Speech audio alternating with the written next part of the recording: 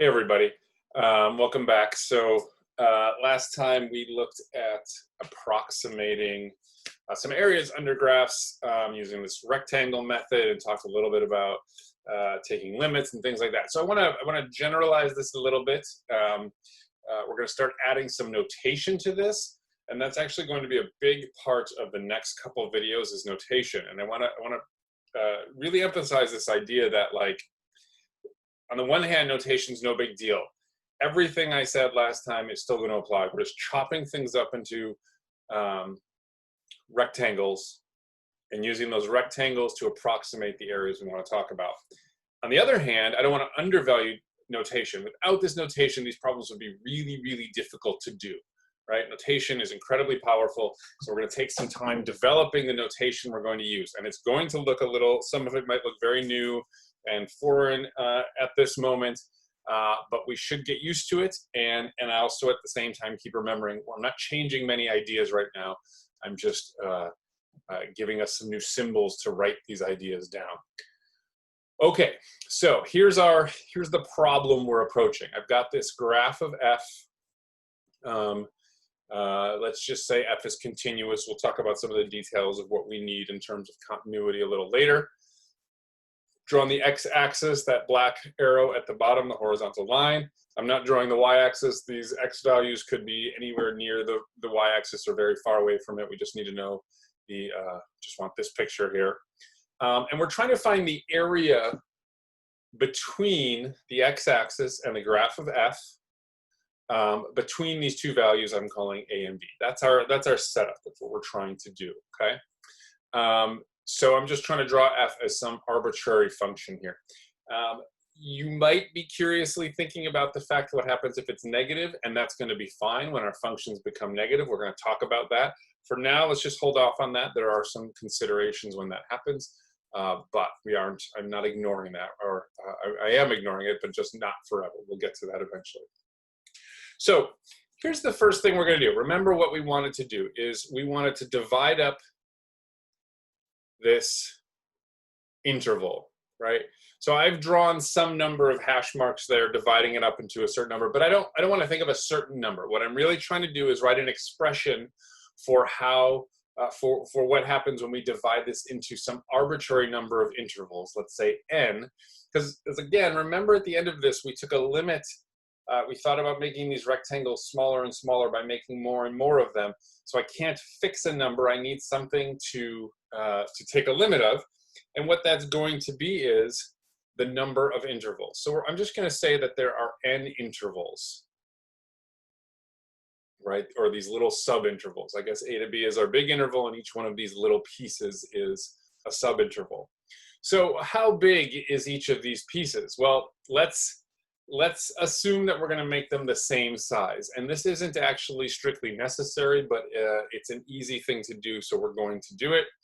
And so I'm going to name the width of these things. We're going to call it delta x. This should be a familiar notion to you, right? Delta x we think of as the change in x. So it's this little interval of x, a little change in x, or a little piece of the x-axis. How big is delta x? Well, it's the size of the interval, the big interval, b minus a, divided by how many pieces we chop it up into, right? So nothing too complicated there. So that's our symbol for the width of them. And each of them is going to be the same width, right? I've written this one in, but they're all the same. All right, now I'm going to number these little hash marks, okay? The first hash mark I'll call x0 or x0, and that just happens at a, right? So we start right here with x0. Okay. Well, x1, the way I'm going to think about it is I start at a and I move over by an amount of delta x, the width of the interval. And that, in other words, the next point is a plus delta x. When I get to x2, it's a plus, well, we just move over again. So we get another delta x. So we'll have 2 delta x, right? Remember, delta x is our width, so I'm just moving over by that far. After some amount of time, I'm going to get to, let's say, the ith So I'm indexing this with a little lowercase I, just meaning some number in the middle. If n goes up to 1,000, this might be x sub 500 or something, but this is a plus I times delta x, and we keep going until we get to x sub n, a plus n delta x, but this is just going to be b. Okay? So these little dots in here, to be clear, just means keep going following this pattern. So if n is 1,000, we have x0 through x1000. If x is 3, we have x0, x1, x2, and x3, and so on. Okay? So it's pretty easy to see that this is going to be b for x sub n. We have a plus n times delta x. If you multiply n times delta x, you just get b minus a, right? That's our definition of delta x. So you get a plus b minus a, leaves you with b. So after n times doing this, we get to b. Okay? So let's pick one of these in the middle. Let me erase a couple of things. I'm going to get rid of this shading. That shading just represents the area we're after, but I want to clean this picture up for what's coming next. Okay. So now I'm going to pick one of my x, I'll call it x sub I, somewhere in the middle, right? Can be any of them. It could be the first one, it could be the last one. I'm just arbitrarily representing this. And I'm going to think about the rectangle above this interval, and I'm just choosing to do right endpoints. Last time we did intervals where we went to the height of the left endpoint, we did the right endpoint. I mentioned that you can do the midpoint or really any point in there. I'm going to do the right endpoints, okay? And again, this is a little bit of an arbitrary choice. What we're going to do, it turns out it won't matter which point we pick, but it's easier to do the notation if we consistently pick one. I like to do right or left endpoints. Midpoints can work too, but we'll pick the same for each of our intervals. So if I pick the right endpoint, what I mean by pick the right endpoint, I'm picking the endpoint that's going to determine the height of this function, of this rectangle, right? And that's going to be by going up to the point above that right endpoint and stopping when I hit the function. Had I chosen the left endpoint, right, noticing in this picture, I would have stopped a little bit lower. So I chose right endpoints, and I get this rectangle. Okay? So let's put in this point here. This is x sub I, f of x sub I. Okay. So let's say I want the area of this ith rectangle, right? The first, the third, the second, whichever one it is, whatever I is, its area is just going to be the height, which is the y value, right? The height of this line, the vertical distance of this line from the x-axis is f of x sub I, whatever that value is. And the width, remember, the width of these intervals is just delta x. So there's an expression for the area of the ith rectangle. Okay. So if I wanted to approximate the area under this curve using right endpoints, I'm going to use this notation I used last time. This is the right endpoint approximation, let's say, for n rectangles. Depending on how many how many intervals I choose, this number will change, typically, right? And what we would do is I've drawn in one rectangle, but we do this for each interval here. So I won't draw it, it'll make things very complicated, but I do this area for each interval, right? So the first interval, for instance, is going to be this one where, remember, the right endpoint is x sub 1. So I start with f of x sub 1 times delta x. Then I'll add f of x sub 2 delta x. And I just keep going until I get to f of x sub n delta x, right? So again, the dots there saying just keep doing this through all of these rectangles, right? So we stop at the nth approximating rectangle. And then we'll have our nice approximate area for this graph under the between the curve of f of x and the x-axis from A to B. Okay, but we don't want to stop with the approximate area. So let's do one more step. We're going to say that, let's see, the area, let's see, how do I want to word this? The area A of the region between the graph of a continuous function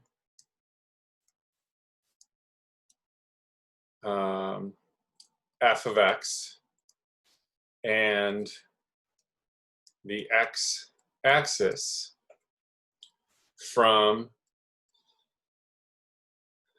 x equals a to x equals b is the limit as n goes to infinity of r sub n, meaning this thing that we've done, that we've built up over here. In other words, it's the limit as n, as n goes to infinity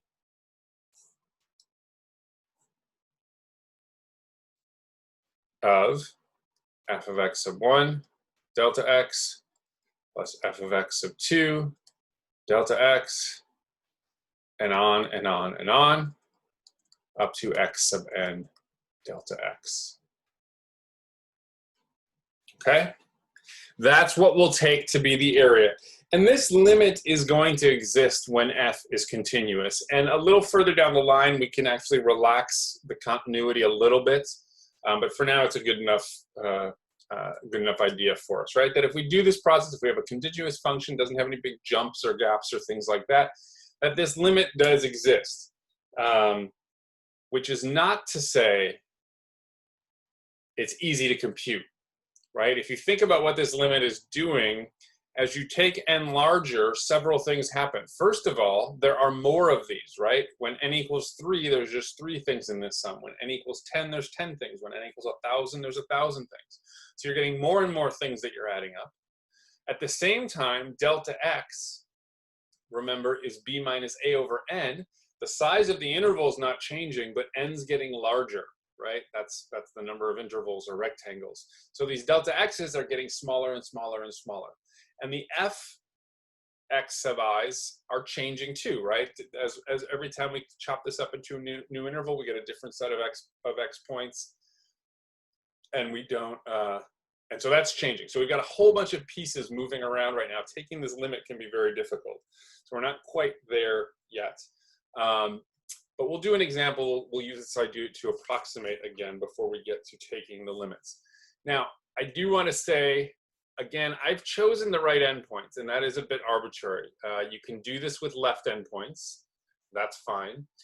You can do it with midpoints, and you can do it with any point, and any point in the interval, right? The x sub i's, these little things that appear in here, really only have to be in each interval. And it even turns out the intervals don't have to be the same size. None of that's going to matter for us, okay?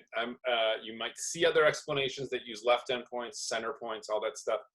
What you need to know is that they're going to get to the same number, regardless of how you chop it up. If you take more and more rectangles, and they're all getting smaller and smaller as you take more and more, you're going to end up with the same limit, and that's the idea of the area. So we can say the area because it always works out to be the same number when it exists. Okay, so let's do a couple things. Let me make myself some space here. Let's do an example with a function. We did some last time, but now we'll kind of do it with this notation in mind. So I'm going to erase most of everything here. And let's just keep this piece of the definition, okay? All right, So let's take a look at what happens. Let's try to see my example. I want to do this process on the function. Let's approximate the area.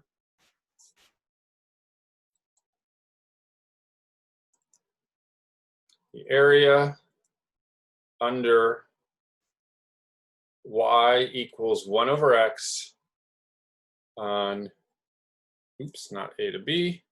I'm going to have actual numbers this time, on 1 to 2. Okay, so we're going to try to build up this expression for n intervals and then use what we build up to make some approximations. That's our general process. So our big goal here is to kind of use the notation we were just going over, and then at the same time use it to compute some actual values. Okay, so let's just go through the process. And it's always nice to have a picture, so I'm going to draw myself a little picture here. So here's my x-axis. I guess I can put the y-axis in.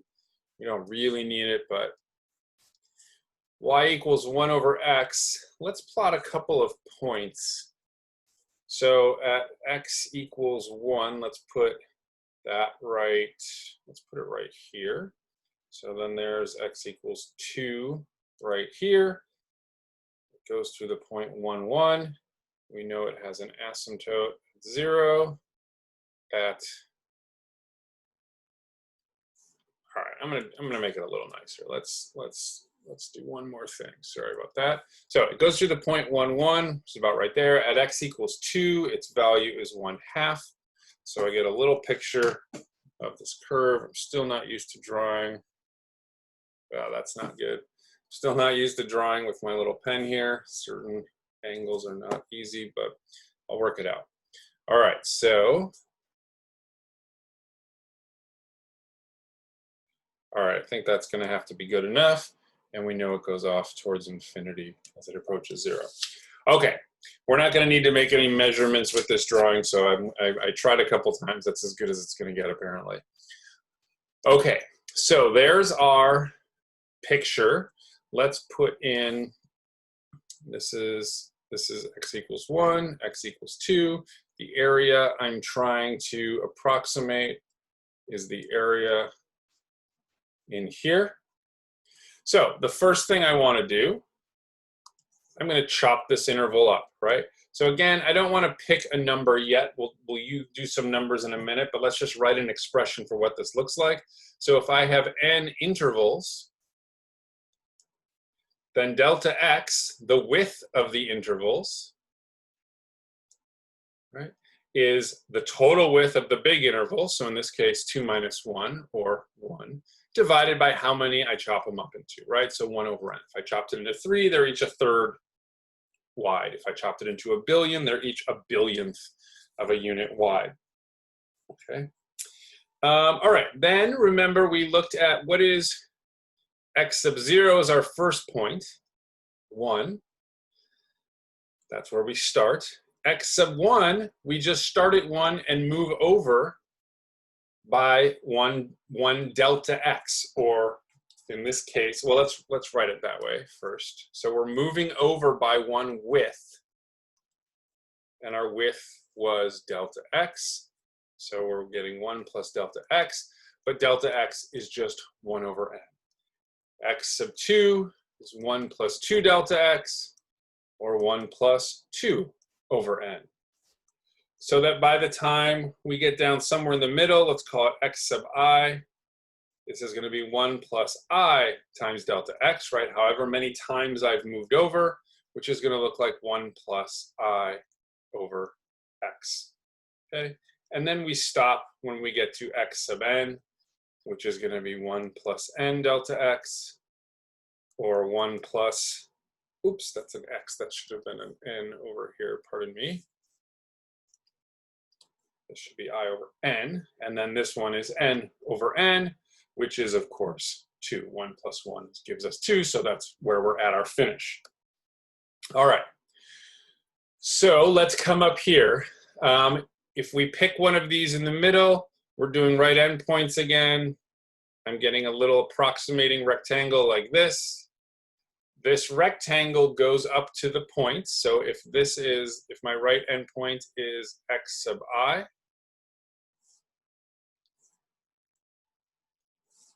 my right endpoint is x sub I, then this is the point x sub I, comma f of x sub I. Right. So then the area of the ith rectangle, just meaning an arbitrary rectangle, let's call it a sub I, remember is f of x sub I times delta x.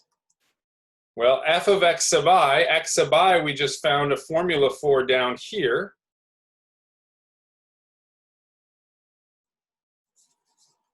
Right? So f of x sub I is f of 1 plus I over n. And delta x is 1 over n. What's f of 1 plus I over n? Well, our function f just takes 1 over the input. So we have 1 over 1 plus I over n times 1 over n. If I multiply if I multiply these fractions together, multiplying across, I get 1. If I multiply n times this expression in the denominator here, I get n plus I. So there is my ith approximating rectangle. Okay. So then the area, the whole area is approximately, we just add up all these rectangles. In other words, a sub 1 plus a sub 2 plus a sub 3, on and on and on, up to a sub n. Okay. What does that look like?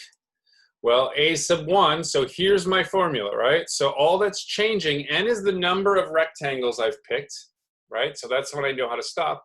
I start when I is 1, I finish when I is n. So this is going to look like a sub 1 is going to be 1 over n plus 1.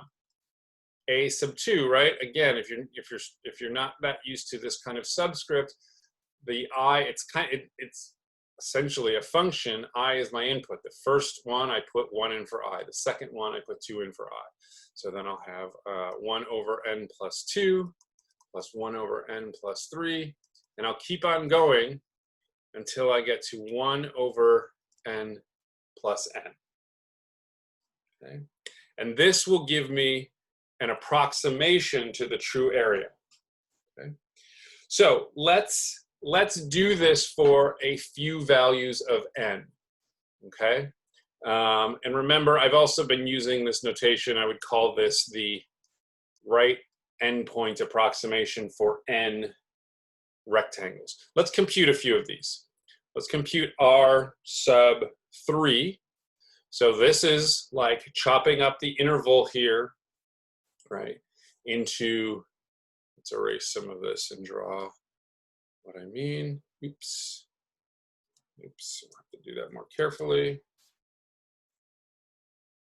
Right, so r sub n, for instance, means I'm coming over here and chopping this up into 3 rectangles, something like this, right, if those were evenly spaced. Okay, so r sub 3 just means 1 over 3 plus 1, plus 1 over 3 plus 2, plus 1 over 3 plus 3. We stop when we get up to n equals 3, and this gives us, you can work this out, it comes out to be approximately 0.617. R sub 10, I figured out, was 1 over, so now n is equal to 10, so I get 10 plus 1, plus 1 over 10 plus 2, and I keep going, 1 over 10 plus 10, and I get approximately 0.669. And I did one more, R100, 1 over 10 plus 1, plus 1 over 10 plus 2, plus 1 over, oops, not 10, these should be my 100s, because now n is equal to 100, and I stop when I get up to 100, and this one gave me 0.691.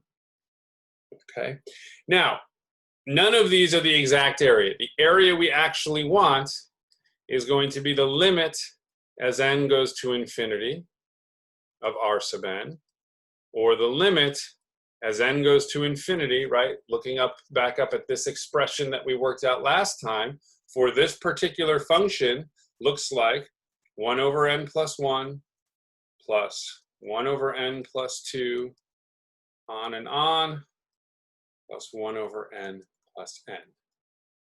Okay, now again, look at this limit. This is a very difficult limit to take. As n gets larger, each of these fractions gets smaller, right? When, like, you can look, right, these ones we just did. For R3, the first one was 1/4. For R10, the first one was 1/11th. And for R100, the first one was 1/101st, right? They're getting much, much smaller. But on the other hand, we're adding up many more of them. And so there's these two things, right? Smaller pieces, more of them, right? One's trying to make the sum bigger, one's trying to make the sum smaller. How do you take sums where the number of terms is expanding? It gets a little bit ugly. Luckily for us, there are ways around that, and we're going to work on those a little bit later. It turns out, in this case, this limit is going to be equal to, and this might be a little surprising, the natural log of 2, right? Which is 2 3 decimal places equal to 0.693, right? So we were, oh, sorry, I misread my writing. That's correct, yeah. We were approaching it, right? We're getting pretty close here by the 100th. If you took more terms, you might see it get a bit closer, or you will see it get a bit closer. That's a hard limit to take, okay? So what we're going to do next, what we want to be able to do is take these kinds of limits. It's not easy. Before we do that, okay, so we're done for this video. But what we're going to do next is we're going to take a little detour into some of the machinery. We're going to build some more machinery, right? So we're kind of going to divert our attention for a minute from this big area problem just to work on some machinery. So it's like having to learn your times tables because you're going to need multiplication to do some kind of problem.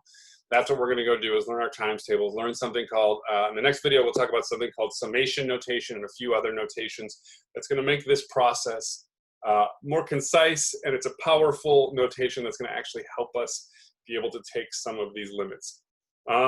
Okay, that's it for this one. Thanks, everybody. I will see you next time.